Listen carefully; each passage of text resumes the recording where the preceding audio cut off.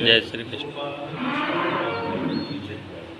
एकं नित्यं विमलमचलं सर्वधी साक्षिभूतं भावातीतं त्रिगुणरहितं सद्गुरुं तन्नमामि सद्गुरुनाथ महाराज। जय श्री कृष्ण।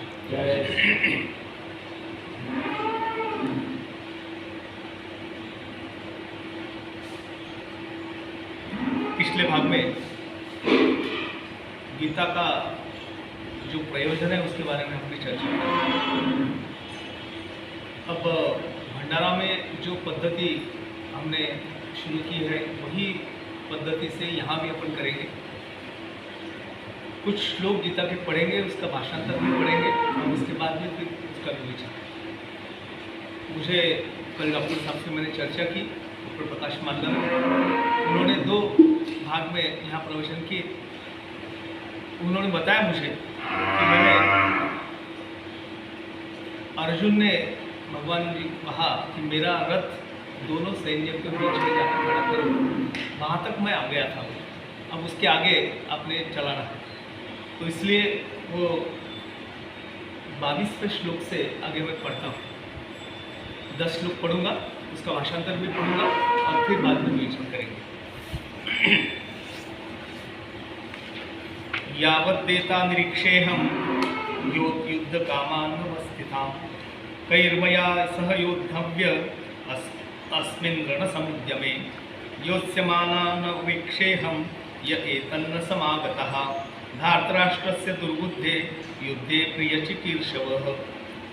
संजय उवाच एवं मुक्तो ऋषिकेशो गुडाकेशेन भारत सेनयोरुभयोर्मध्ये स्थापयित्वा रथोत्तमं भीष्मद्रोणप्रमुखतः सर्वेषां च महीक्षिताम् उवाच पार्थ पश्येतां समवेतान् कुरुन्निति तन्ना पश्यस्थिता पार्थ पितॄनथ पितामहान् आचार्यान् मातुलान् भ्रातॄन् पुत्रान् पौत्रान् सखिस्तथा श्वशुरान् सुहृदश्चैव सेनयोरुभयोरपि तान् सम्मीक्ष्य स कौन्तेय सर्वान् बन्धुवस्थितान् कृपया पर्याविष्टो विषीदन्निब्रवीत। अर्जुन उवाच दृष्टेमं स्वजनं कृष्ण युयुत्सुं समुपस्थितं सीदन्ति मम गात्राणि मुखं च परिशुष्यति वैकुंठस्य शरीरे मे रोमहर्षस्य जायते गाण्डीवं स्रंसते हस्तात् त्यक्तैव परिदह्यते न च शक्नोम्यवस्थातुं भ्रमतीव च मे मनः। ये 21 से 30 तक मैंने पढ़ा हूँ। अब उसके बाद में इसका भाषांतर भी पढ़ लेते और फिर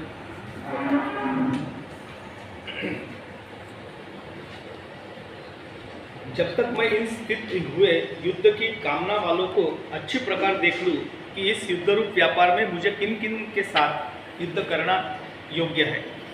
दुर्बुद्धि दुर्योधन का युद्ध में कल्याण चाहने वाले जो ये राजा लोग इस सेना में आए हैं उन युद्ध करने वालों को मैं देखूंगा। संजय बोले, हे धृतराष्ट्र, अर्जुन द्वारा इस प्रकार कहे हुए महाराज श्री कृष्णचंद्र ने दोनों सेनाओं के बीच में भीष्म और द्रोणाचार्य के सामने और संपूर्ण राजाओं के सामने उत्तम रथ को खड़ा करके ऐसे कहा कि हे पार्थ, इन इकट्ठे हुए कौरवों को देख। उनके उपरांत पृथापुत्र अर्जुन ने उन दोनों ही सेनाओं में स्थित हुए पिता के भाइयों को, पितामह को, आचार्य को, मामाओं को, भाइयों को, पुत्रों को, पौत्रों को तथा मित्रों को, ससुरों को और सुहृदों को भी देखा। इस प्रकार उन खड़े हुए संपूर्ण बंधुओं को देखकर वे अत्यंत करुणा से युक्त हुए। कुंती पुत्र अर्जुन शोक करते हुए यह बोले, हे कृष्ण, इस युद्ध की इच्छा वाले खड़े हुए स्वजन समुदाय को देखकर मेरे अंग शिथिल हुए जाते हैं और मुख भी सूखा जाता है और मेरे शरीर में कंप तथा रोमांच होता है तथा हाथ से गांडीव धनुष गिरता है और त्वचा भी बहुत जलती है तथा मेरा मन भ्रमित सा हो रहा है, इसलिए मैं खड़ा रहने को भी समर्थ नहीं हूँ। जय श्री कृष्ण। ये 20 से लेकर 30 तक अपन ने पढ़ लिया, भाषांतर में पढ़ा। शुरुआत जहाँ से हुई, सेनयोर उभयोर मध्य रथम स्थापयमेच्युत, मेरा रथ ये दोनों सेनाओं के बीच में जाके खड़ा करो, ऐसा अर्जुन जी श्री कृष्ण जी को कहते हैं। तो उसी अर्जुन के कहने पर श्री कृष्ण जी ने अपना अर्जुन का रथ दोनों सैन्यों के बीच में जाके खड़ा कर दिया और यही गीता का प्रारंभ है। गीता ये ऐसे रणभूमि पर बताई गई। कुछ जो तात्विक लोग हैं, तत्वचिंतक है, दार्शनिक लोग हैं, वो ऐसा अपने सोच में बताते हैं कि ये गीता प्रसंग जो है एक लग्न प्रसंग है। लग्न यानी जुड़ना, एक लग्न प्रसंग है।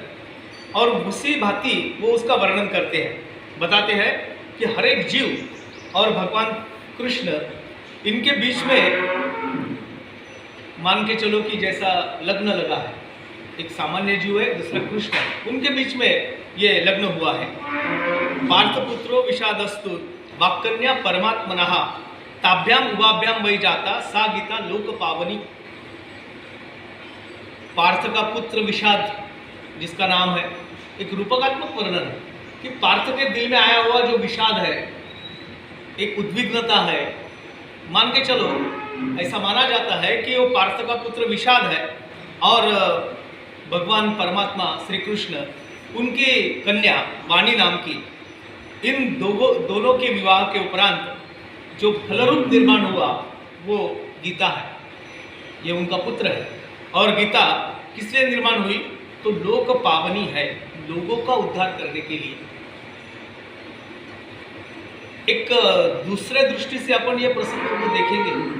अगर अर्जुन अपने बल पर या अपने आत्मविश्वास से युद्ध करने के लिए सिद्ध हो जाता, जैसे रथ बीच में खड़ा हो गया, देखा सामने सेना सागर, और अर्जुन ने अपना गांडीव निकाल के युद्ध कर लेता, तो कृष्ण जी को उसको समझाने की जरूरत ही नहीं पड़ती, वो तो खुद से ही युद्ध कर लेता। और हम पे बड़ा एक हम वंचित रह जाते हैं। इतना बड़ा उपदेश अर्जुन के माध्यम से हमको मिल रहा है, उसको विषाद हुआ, वो युद्ध करने को ना बोला, इसलिए गीता प्रसंग हुआ और उससे हम सब लाभान्वित हुए। वो कुरुक्षेत्र में बताई गई। कुरुक्षेत्र क्यों कहते हैं? ये कौरवों का जो वंश है उसको कुरु वंश कहते हैं। कुरु नाम के राजा पहले हो गए, उन्होंने ये जो जहाँ पे युद्ध हुआ वो भूमि उसकी क्या अच्छे से देखभाल करके वो उपजाऊ या खेती करने के लायक या कुछ रहन सहन करने के लायक बना लिया, इसलिए उसको कुरुक्षेत्र कहते हैं। पहले वो बंजर जमीन थी, उसका जंगल था, वो कुछ उपयोग में नहीं थी, कुरु राजा ने किया, उसके नाम से ही पूरे आगे कुरुवंश कौरव वंश बताया गया। जैसे प्रभु रामचंद्र जी का वंश रघुवंश बोलते हैं, रघुराम के राजा होते, बहुत दानी थे, बहुत पराक्रमी थे, बहुत वीर थे। उनके वीरता का और शौर्य का बड़ा उदाहरण देते हैं।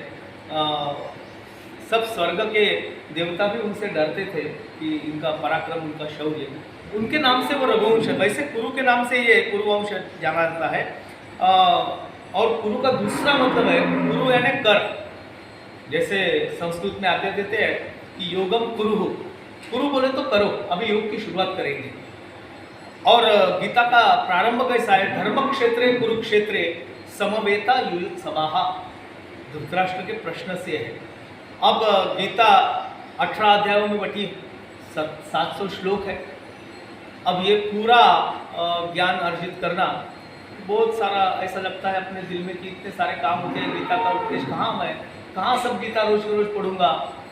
तो भगवान ने कहा है कि नहीं पूरी पढ़ना जमता है तो कम से कम 15वां अध्याय पढ़ लीजिए, उतना तो भी याद कर लीजिए। 20 ही श्लोक है, 12वां कर लीजिए जो भक्ति योग का है।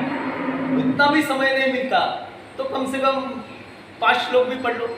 पहले के एक किताब दिया कि उसमें 5 श्लोक है, वो रोज पढ़ना चाहिए। वो 5 श्लोक पढ़ने से पूरी गीता पढ़ने का जो श्रेय है वो मिल जाता।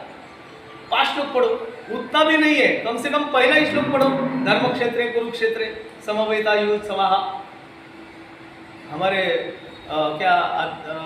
हमारा ये क्या एक सोच है हमारी, नहीं हमको उतना भी कहाँ समय मिलता, आधा ही पढ़ लो भाई, धर्म क्षेत्रे कुरुक्षेत्रे, उसमें गीता का पूरा सारांश आ जाएगा। क्या कहती है गीता? धृतराष्ट्र पूछे धर्म क्षेत्रे कुरुक्षेत्रे समवेता युयुत्सवाः। हमने 2 ही पढ़े, धर्म क्षेत्रे कुरुक्षेत्रे, मतलब क्या है? क्षेत्रे क्षेत्रे धर्मम कुरु, वो उसका मतलब है जो भी क्षेत्र में काम कर रहे हैं, जहाँ भी हमारा फील्ड है, जो भी हमारा विहित कर्म है, उसमें क्या करो? धर्मम कुरु, धर्म करो। यही गीता का सार है, उतने से ही हो जाएगा। गीता का उपदेश ही यही है। और ये गीता में जो युद्ध का वर्णन आया है यानी महाभारत में, वो कौरव पांडवों के बीच का युद्ध है। और ये कौरव पांडव है कौन? तो भाई बहन आपस में एक ही वंश के हैं। लड़ाई किस लिए है? राज्य के कारण है। बहुत लोग ऐसे बोलते हैं कि देखो ये स्टेट का, घर के संपत्ति का वाद तो महाभारत काल से चालू चल रहा है। लेकिन ये झगड़ा जो है भाई भाइयों में, वो केवल संपत्ति का है ऐसा नहीं है। कृष्ण जी ने अर्जुन को बड़े उद्युक्त किया युद्ध करने के लिए, अपने भाईजनों पे वार कर, ये कृष्ण जी कहते हैं। मैंने पिछले समय बताया कि थोरो, इमर्सन, ये लोग बड़े आश्चर्यचकित हो गए कि तुम्हारे भगवान जो शांति का संदेश देते हैं, जो सब पे दया करने का संदेश देते हैं, वो अर्जुन को अपने भाई बंधुओं पे शस्त्र चलाने का आज्ञा कैसे देते? ऐसा कैसा आपका भगवान है? लेकिन भगवान का ब्रीद है, आचार्य श्री कृष्ण जी का ब्रीद है। ब्रीद क्या है? ब्रीद ये है, यतो धर्मस्ततो जयाः, धर्म का जो काज है उसके लिए लड़ना ये भी धर्म ही है। कभी श्री कृष्ण जी ने ये संदेश नहीं दिया है कि अधर्म के लिए युद्ध करो, धर्म के लिए करो। अपना हक जो है, अपना जो है, उसे पाने के लिए हमको हर तरह के प्रयत्न करना चाहिए, प्रयास करना चाहिए। अर्जुन भलते समय पे मोहग्रस्त हो गया, उसके दिल में आ गया कि मैं अपने भाईजनों पे वार कैसे करूंगा। मैं तो इससे आगे पहले अध्याय में 30वें श्लोक के बाद में आता है कि मैं इससे संन्यास ले लूंगा, मुझे ना राज चाहिए, न विजयो कांक्षे, मुझे विजय की अपेक्षा नहीं है, मुझे राज करना नहीं है, मैं तो संन्यास लेके चला जाऊंगा। एक बार तो ऐसा बोलता है कि मैं 4 घर भिक्षा मांग के मेरा उदर निर्वाह कर लूंगा, लेकिन युद्ध नहीं करूंगा, इनको मार के जो पाप का मैं भागीदार होने वाला वो नहीं होगा, ऐसा अर्जुन बताते हैं। फिर भी श्री कृष्ण उसको बोलते हैं कि भाई ऐसे समय में तेरे कुल के अनुसार, तेरे क्षत्रिय वृत्ति के अनुसार तेरा ऐसा मोहग्रस्त होना ये उचित नहीं है, तेरे को युद्ध करना है। और ये युद्ध किस लिए करना है? कि धर्म के लिए करना है। वो तेरा है, वो तेरा तुझको पाना है।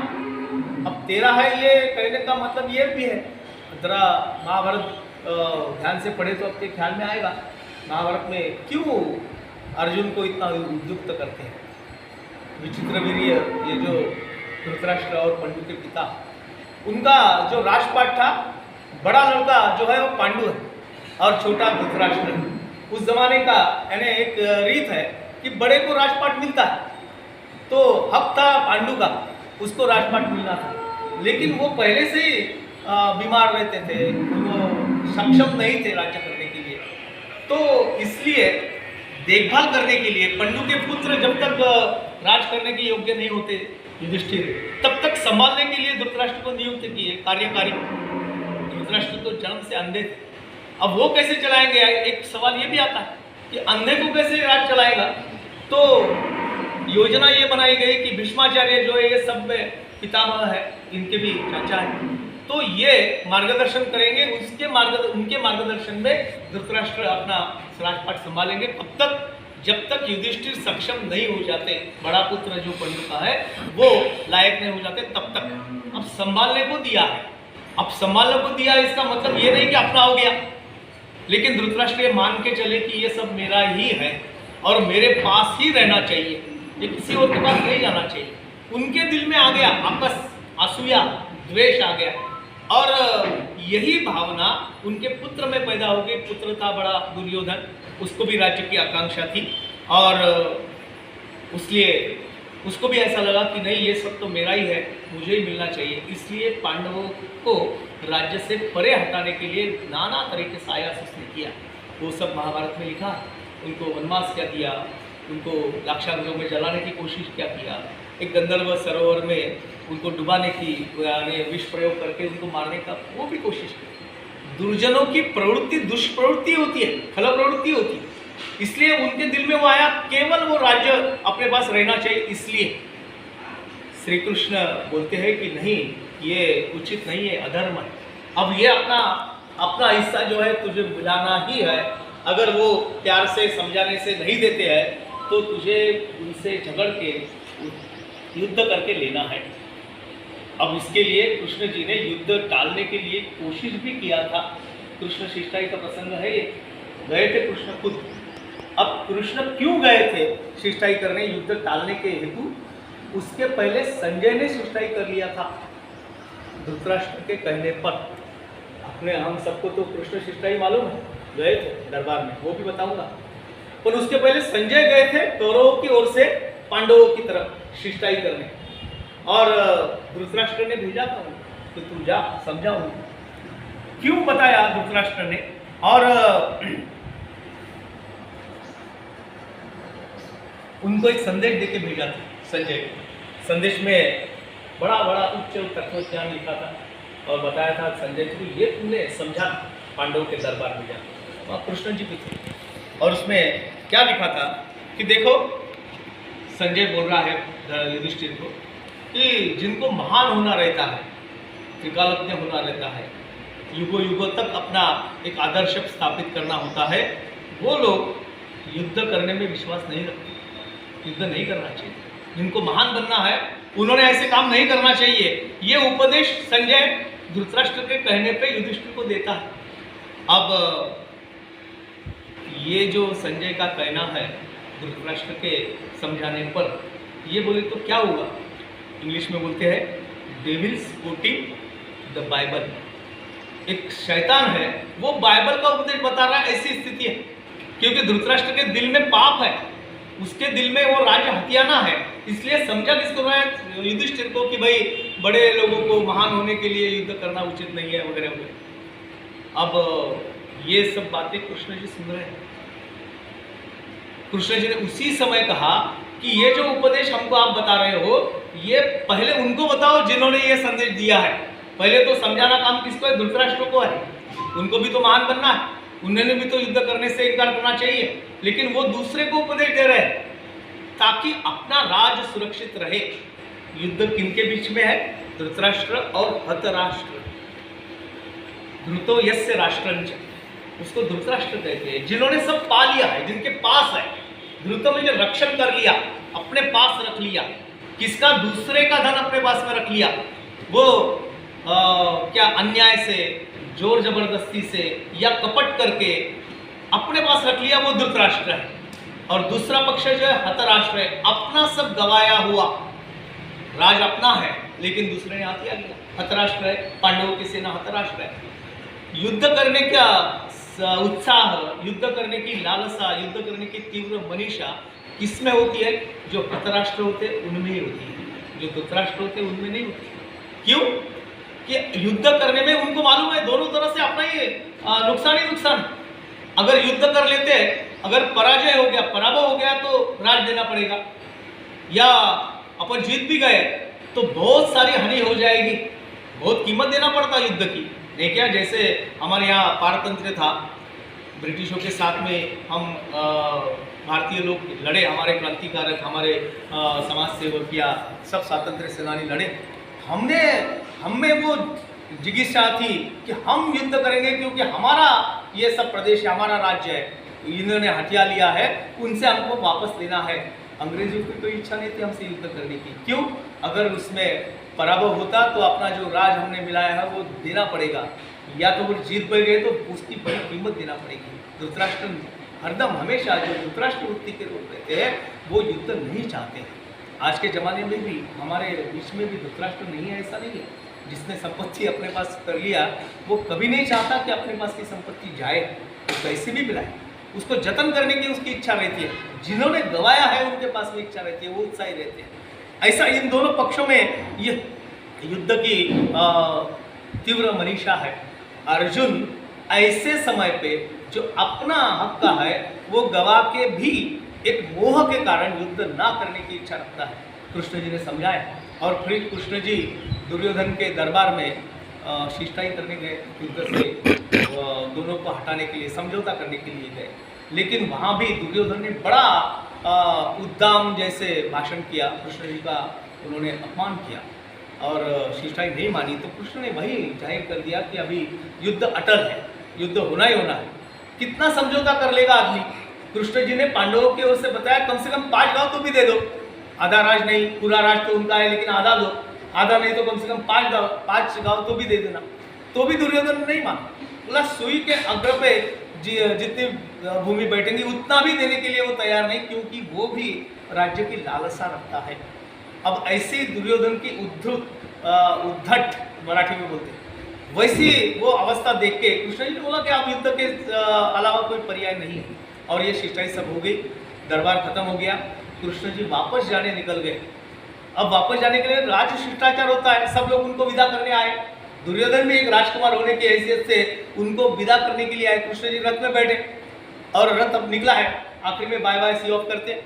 वैसे दुर्योधन सी ऑफ करने आया है, तो कृष्ण जी ने उसको बोला कि दुर्योधन जी आओ मेरे रथ में बैठो थोड़ी देर। दुर्योधन को बिठा लिया और रथ चल रहा है, धीरे धीरे चल रहा है। कृष्ण जी के पास में दुर्योधन बैठा। कृष्ण जी ने उसको समझाया कि दरबार में जो हो गया हो गया, अब ऑफ द रिकॉर्ड बातें करते, ऑफ द रिकॉर्ड करते होता है कि तेरा लाभ इसमें नहीं है, बहुत बड़ी हानि होगी, क्योंकि धर्म का पक्ष अर्जुन का है। और ये तो वचन है, ये तो धर्मस्ततो जया, जहाँ धर्म है वहाँ ही विजय है। तेरा पक्ष अधर्म का है, इसलिए तेरा विजय नहीं होने वाला, तेरा नुकसान होगा। हो सकता है कि तो आपके सब प्राण भी जा सकते हैं। भला ही इसमें है कि युद्ध ना कर, दरबार में जो हो गया आप फिर से उसको सुधार लेंगे, समझौता कर लेते। दुर्योधन बोले कि अब दुर्योधन का जो श्री कृष्ण जी को उत्तर है वो बड़ा महत्वपूर्ण है, वो हमारे अंदर झांकने के योग्य है, हम भी अपना विचार कर सकते हैं। बोलते हैं दुर्योधन कृष्ण जी को कि आपने जो कहा वो मुझे सब मंजूर है, मुझे मालूम है, अब ये सब मैं जानता हूँ, आपने नया बताया ऐसा कुछ नहीं, मुझे जानता ही हूँ। जानाम न धर्मम न च में प्रवृत्ति। कृष्ण जी को दुर्योधन कहते हैं कि आपने जो मुझे धर्म की बातें बताई है वो धर्म सब मैं जानता हूँ, मुझे मालूम है, लेकिन धर्म से वर्तन करने के लिए, बर्ताव करने के लिए मेरी प्रवृत्ति ही नहीं होती है। जानाम न धर्मम न च में प्रवृत्ति, मैं धर्म जानता हूँ लेकिन मेरे धर्म के अनुसार काम करने की, वर्तन करने की मेरी इच्छा ही नहीं होती। और जानामि धर्मम न च में निवृत्ति, मैं अधर्म क्या है वो भी जानता हूँ, मुझे मालूम है कि अधर्म क्या है, लेकिन क्या करूँ, मेरी मनस्थिति ऐसी है कि वो अधर्म को छोड़ना ही नहीं चाहता, मेरी प्रवृत्ति अधर्म को छोड़ने की नहीं होती है, इसलिए मेरा नाइलाज है, मैं नहीं कर सकता। अब ये अगर किसी ने मन में ठान ही लिया है कि मैं अधर्म की दिशा से ही चलूँगा, तो उसको लाख समझाने पर भी कोई उसका लाभ होने वाला नहीं है। ज्ञानेश्वर जी कहते हैं खड़का माझी वर्षीले, कितना भी पानी डालो या सिंचन करो, पत्थर पे कोई धान नहीं पिटेगा, उसमें कोई नहीं आएगा फल या क्या फसल नहीं आएगी। खड़का माझी वर्षीले अग्नि माझी पेरीले। ज्ञानेश्वर जी बड़े सुंदर उदाहरण देते हैं कि अग्नि में कोई बीज डाल के कोई फायदा नहीं, जल ही जाएगा। खड़क पे कितना भी वर्षा करो उसका कोई फायदा नहीं होगा।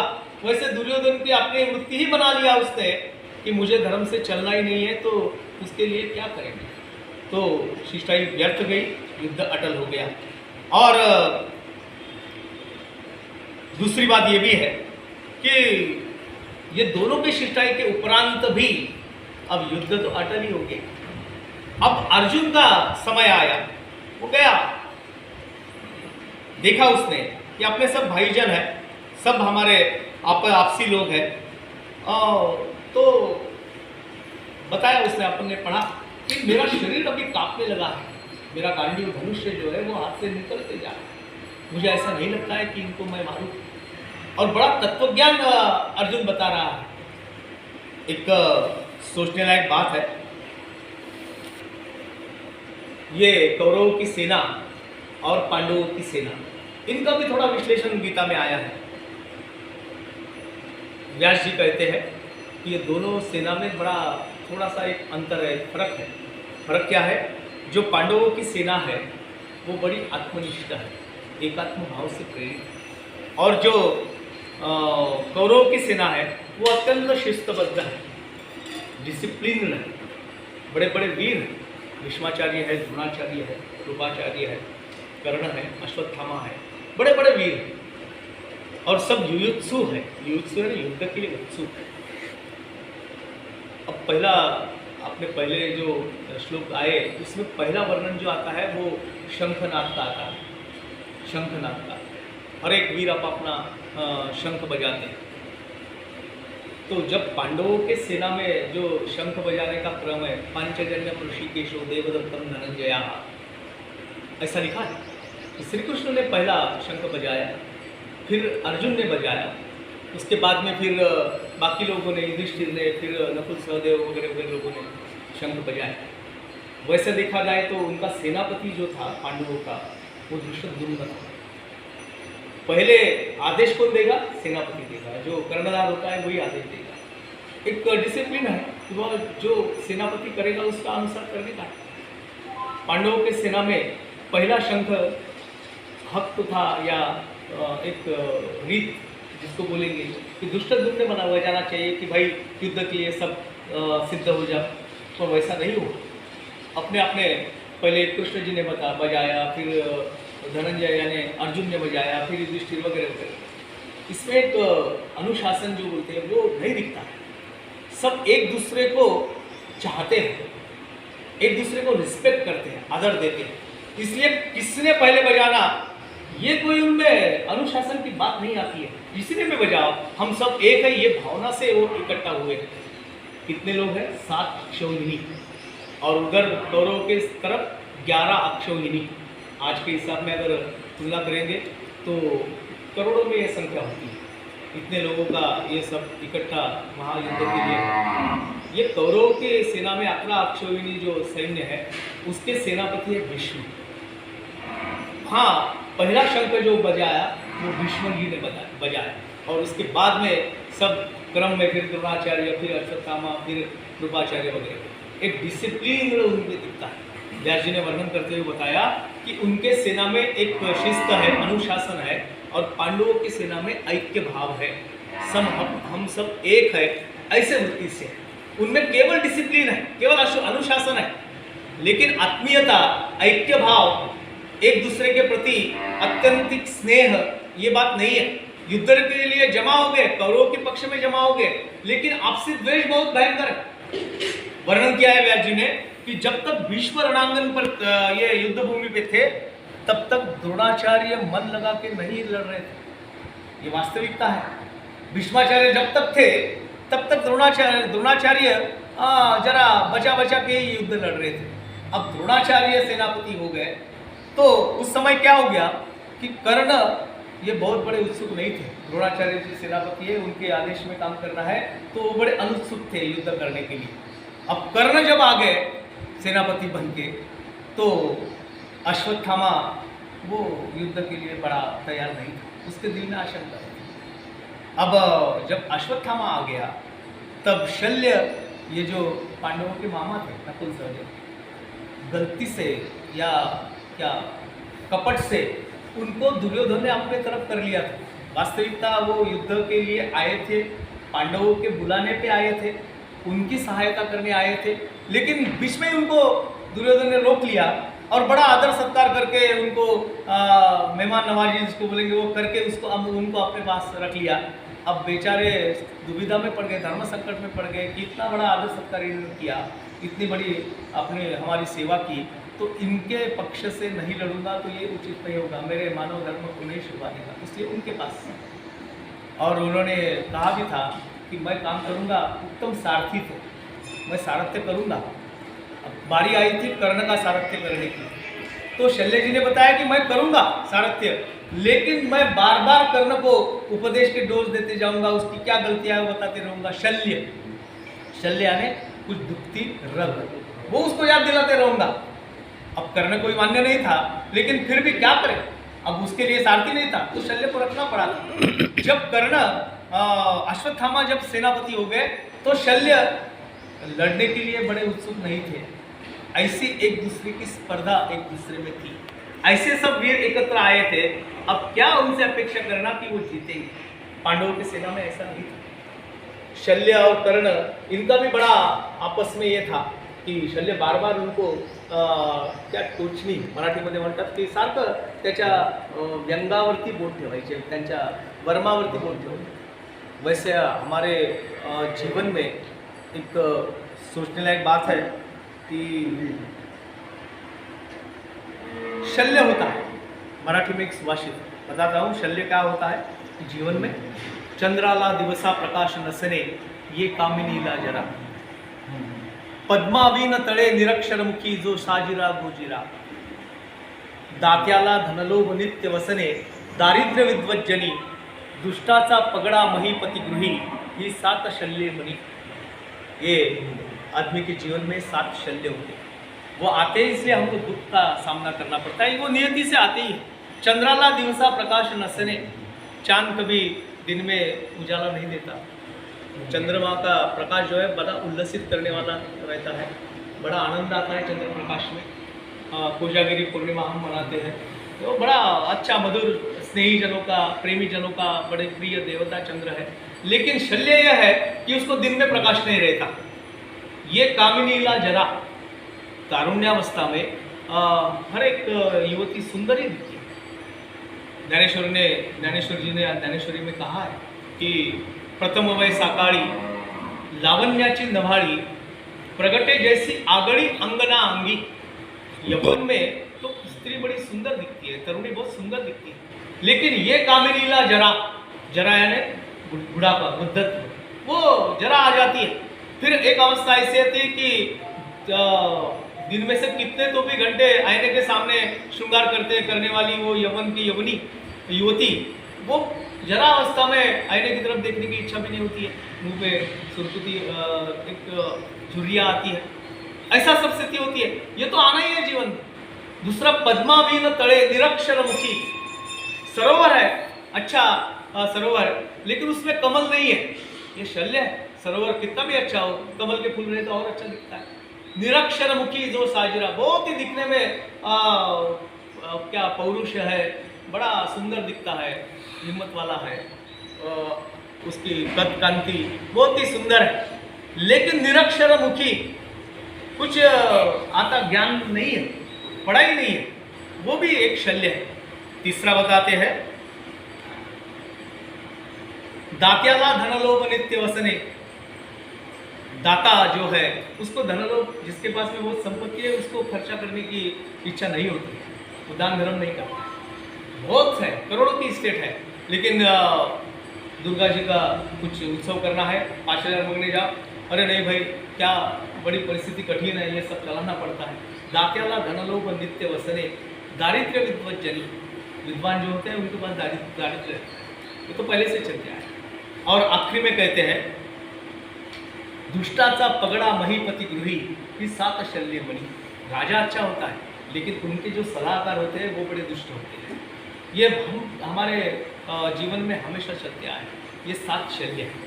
इसके कारण हमारा जीवन बड़ा दुखमय, संकटमय होता है। वैसा ये शल्य नाम का राजा था, वो कर्ण को बार बार कोसता था, बार बार उसके व्यंग पे उंगली रखता था, और ऐसे सारथी के साथ में कर्ण को युद्ध लड़ा। कौरवों की सेना का ये वर्णन गीता में आया है।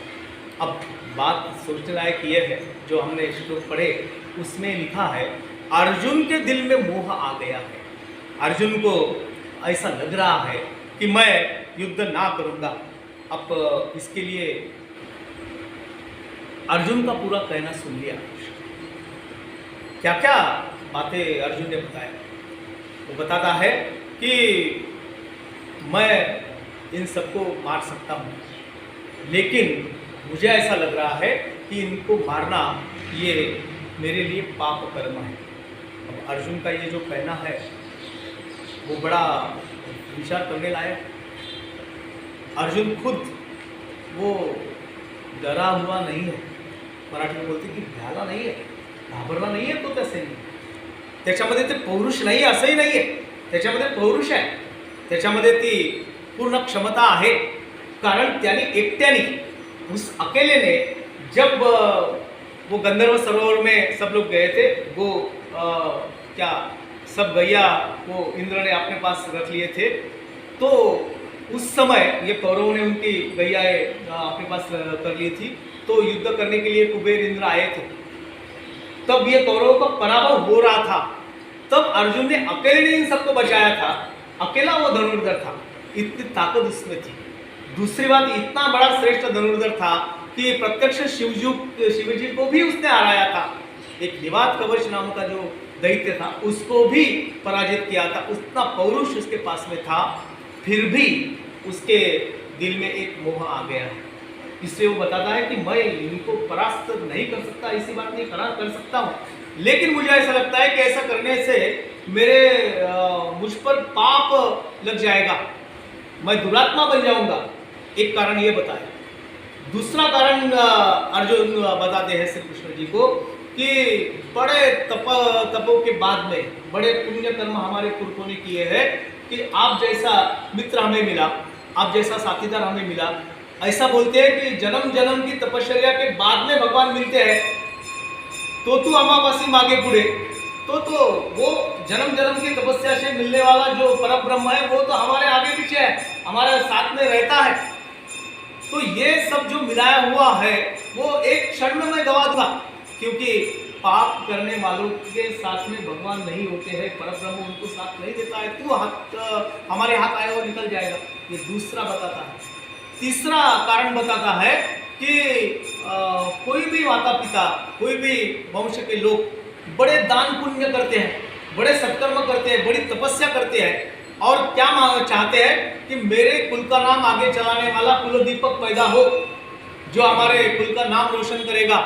पुत्र भावा ऐसा गुंडा जैसा तिही लोग की झेंडा, वो हमारे कुल का नाम ऊंचा करे, कुलदीपक उसको कहा जाता है।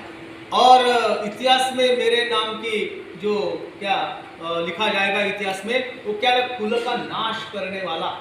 क्या इसीलिए मेरे माता पिता ने जप जाप किए, इसीलिए मेरे माता पिता ने पुण्य कर्म किए कि अपना पुत्र ऐसा हो तो जो अपने ही कुल का वध करे, अपने ही कुल को समाप्त करे। ये तीसरा कारण बताता है। और बताता है कि ऐसा कुलक्षय जब हो जाता है तब क्या होता है, कुल स्त्रियाँ जो होती है वो व्यभिचारिणी होती है, स्वैर हो जाती है, और उससे वर्ण संकर होता है। जो आगे आने वाली पीढ़ी है उसमें कोई वंश, कोई धर्म, कोई रीत भात ये सब नहीं रहती, स्वैराचारी हो जाएंगी, जंगली हो जाएंगी, रांटी हो जाएंगी। और ये इसका भी कारण कौन होगा, तो मैं होऊंगा। इसलिए ये युद्ध करना मेरे लिए उचित नहीं है, ऐसा वो कहता है। और ऐसा कह के अपना धनुष्य पीछे डाल देता है और नीचे रथ में जाके बैठ जाता है। ऐसी स्थिति में श्री कृष्ण जी ने अर्जुन को उपदेश किया है, ऐसी स्थिति में उपदेश किया है। और उपदेश में क्या कहा वो तो आगे दूसरे अध्याय से अपन देखेंगे। लेकिन अर्जुन की ये जो स्थिति है, मोहग्रस्तता, ये केवल अर्जुन की ऐसे मानने की कोई ज़रूरत नहीं, वो हमारे जीवन में हरदम आती ही रहती है। एक हम अंदर जाके सोच के देखते हैं। मैं अपना बताता हूँ कि मेरे दिल में स्वार्थ नाम की चीज़ जो है वो कभी हटती नहीं है।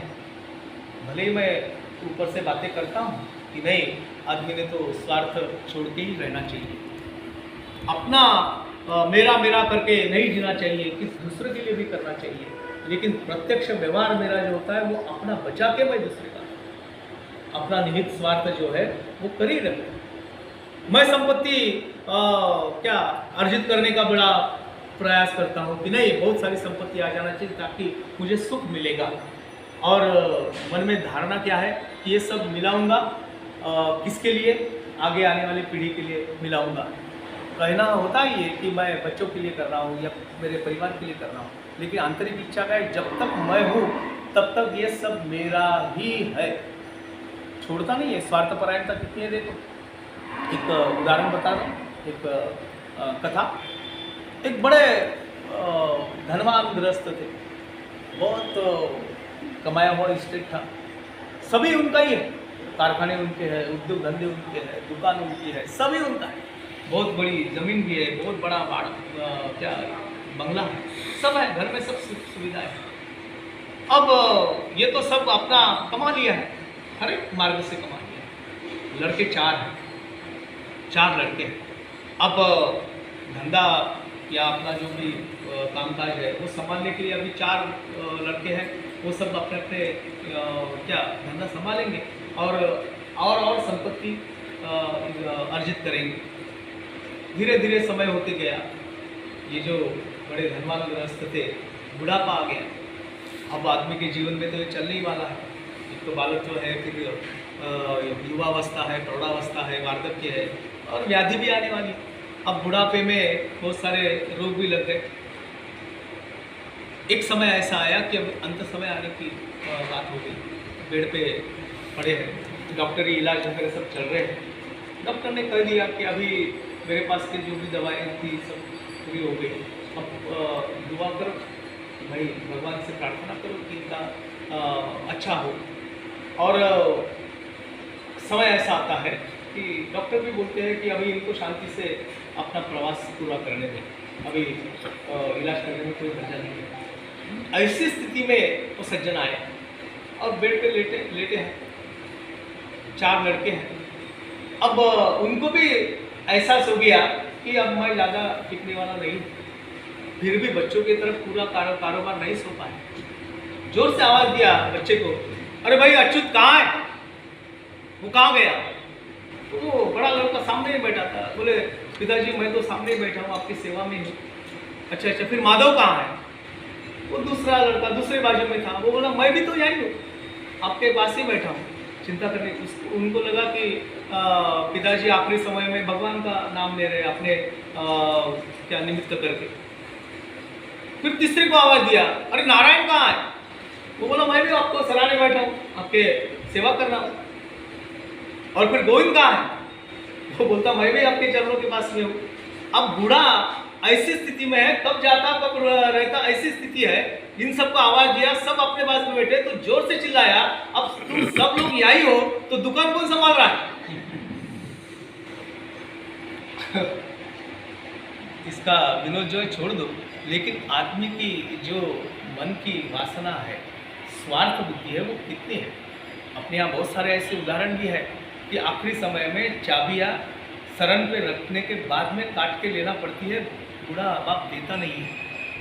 हालांकि मालूम है कि ये संपत्ति का मुझे या मेरे आगे आने वाले पीढ़ी को कोई लाभ नहीं है।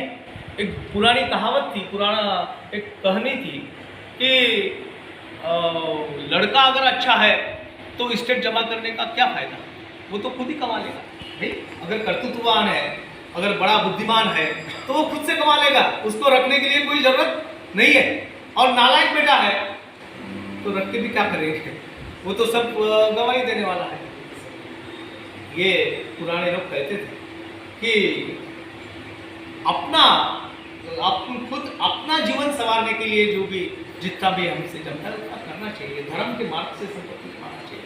हमारा परिवार सुखी रहे उतना ही हम कमाएं और अपना जीवन आत्म शांति से व्यतीत करें।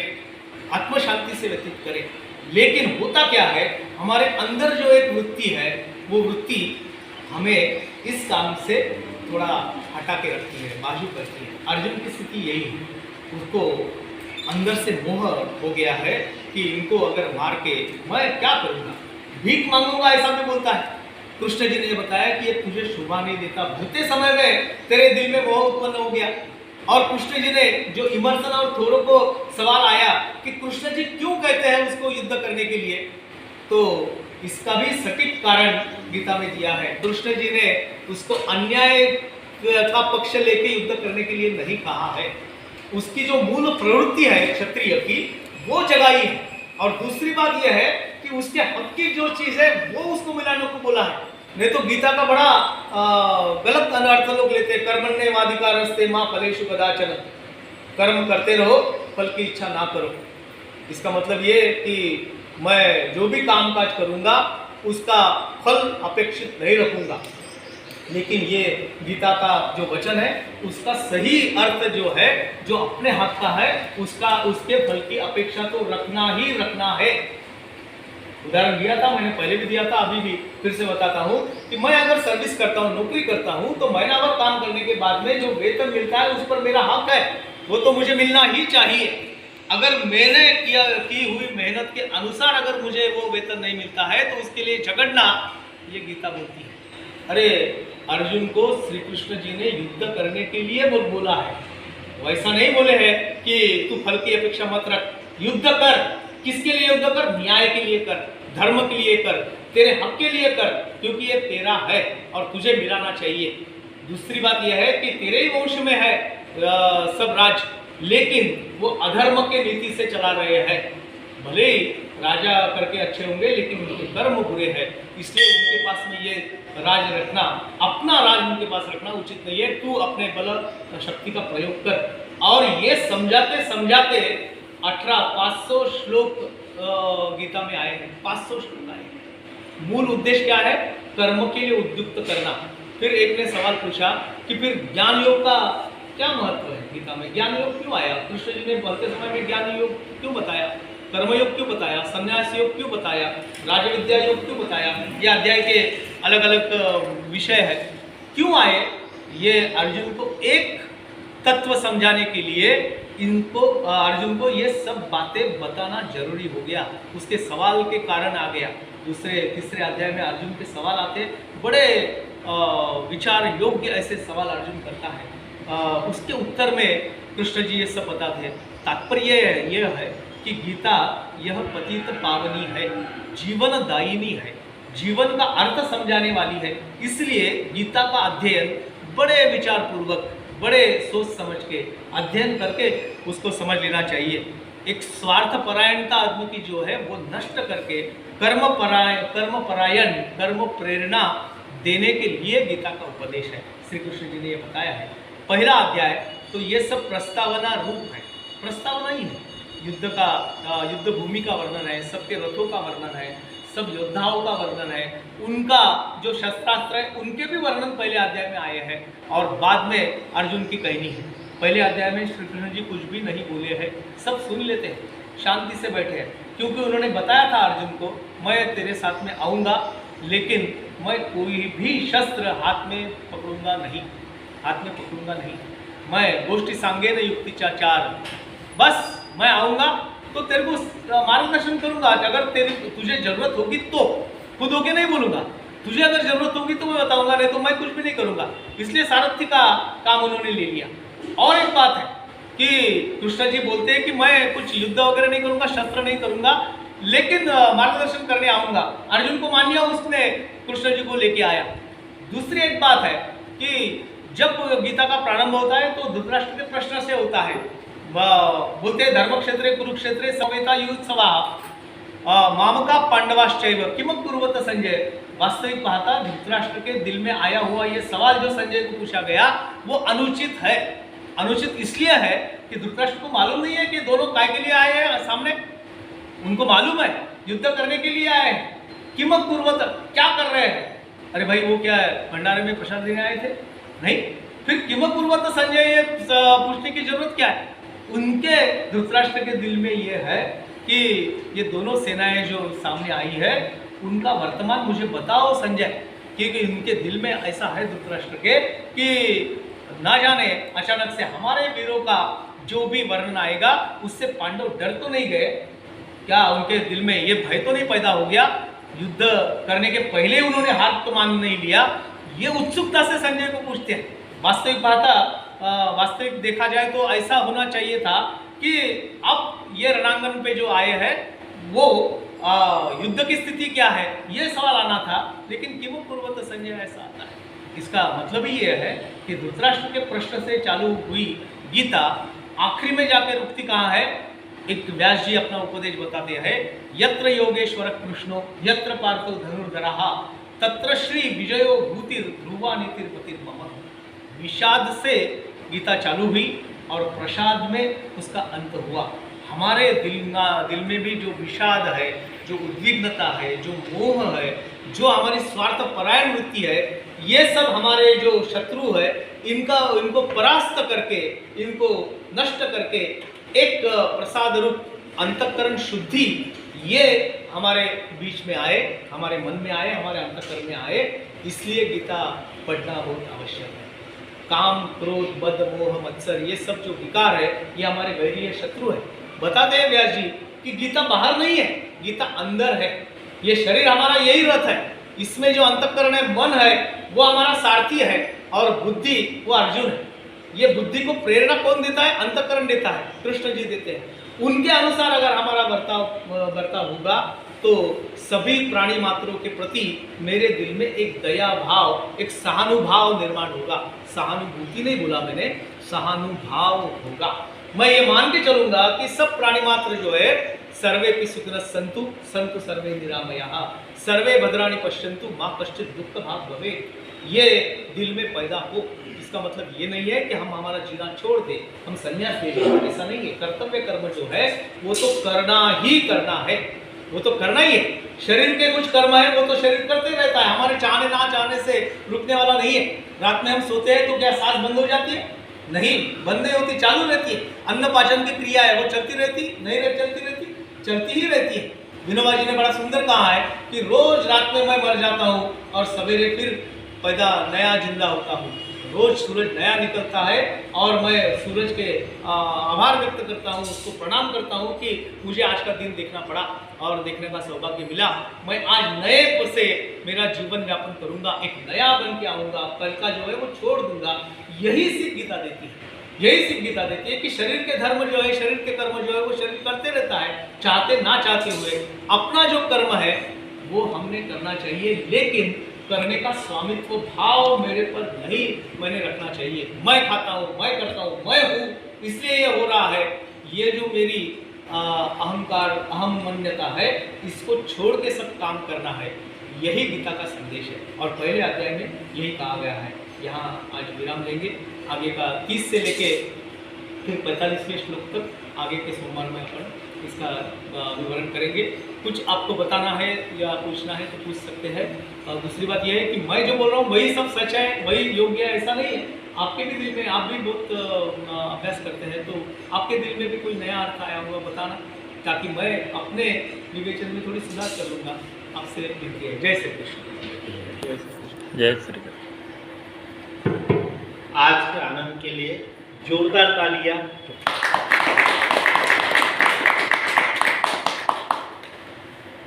महाराज जी ने बताया कि गीता अंदर है और गीता का सार हम बड़े सुबुद्ध होकर सुन रहे हैं। आप सबसे निवेदन है कि यह गीता, भागवत गीता का जो यहाँ धारा चल रही है, ये हमारे मार्गदर्शक लोहित मकानी जो पुलिस अधीक्षक है, और इन्हें समय का बहुत बड़ा ध्यान रखते हैं, है ना। तो आपसे पहले शुरू में करबद्ध निवेदन कि जब भी हम लोग 1 घंटे का ही है, 7:30 से 8:30, तो आप सभी सुबुद्ध लोगों से निवेदन है, करबद्ध निवेदन है कि समय पर पहुंचे तो बेहतर होगा। महाराज जी के लिए भी बहुत अच्छा होगा, आपके लिए भी बहुत अच्छा होगा। और